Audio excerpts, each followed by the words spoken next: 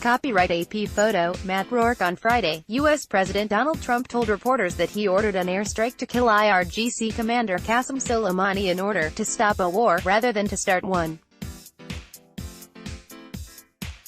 Democratic presidential hopeful Bernie Sanders tweeted on Saturday that he is introducing a bill to prevent U.S. President Donald Trump from illegally taking us to war against Iran.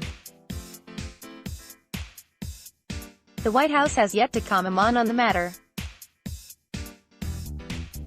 Sanders' statement comes after Qasem Soleimani, the commander who led Iran's Islamic Revolutionary Guard Corps (IRGC) elite Quds force, was killed in a U.S. drone strike near the Iraqi capital Baghdad, an attack that was authorized by Trump.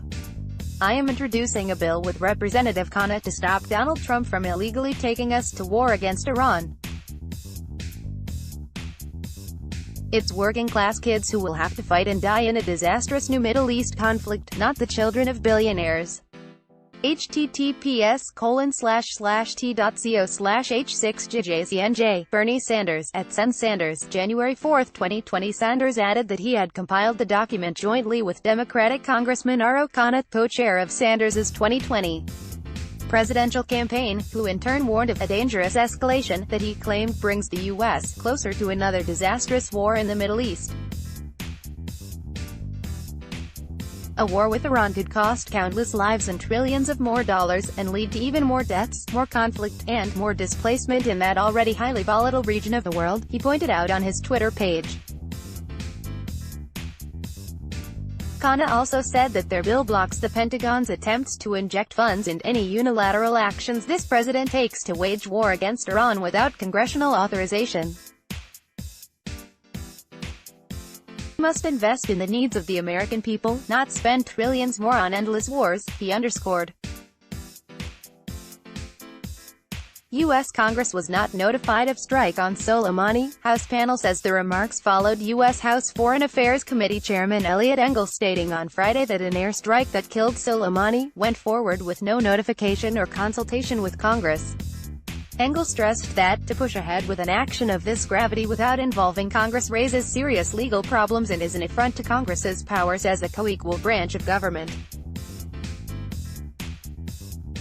He spoke after Trump told a news conference at his Mar-a-Lago resort in Florida that the U.S. military terminated Soleimani in an attempt to stop a war, not to start one.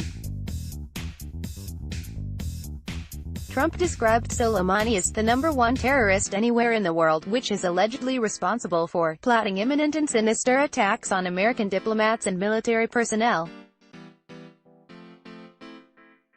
"I've protesters killed in Iran itself.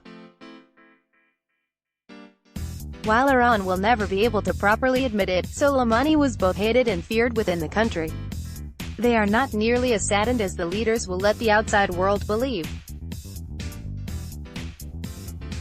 He should have been taken out many years ago." Donald J. Trump, @RealDonaldTrump, January 3, 2020, he made the comments as CNN cited sources as saying that the U.S. had approved the deployment of between 3,000 and 3,500 additional troops to the Middle East in the wake of Soleimani's murder.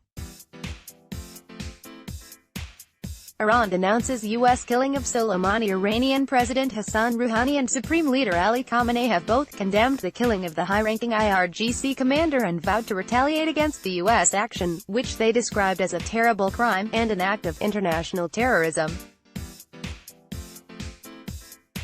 Iranian Foreign Minister Javad Zarif, for his part, stated that the assassination of Soleimani would only strengthen the resistance against the U.S. presence in the Middle East.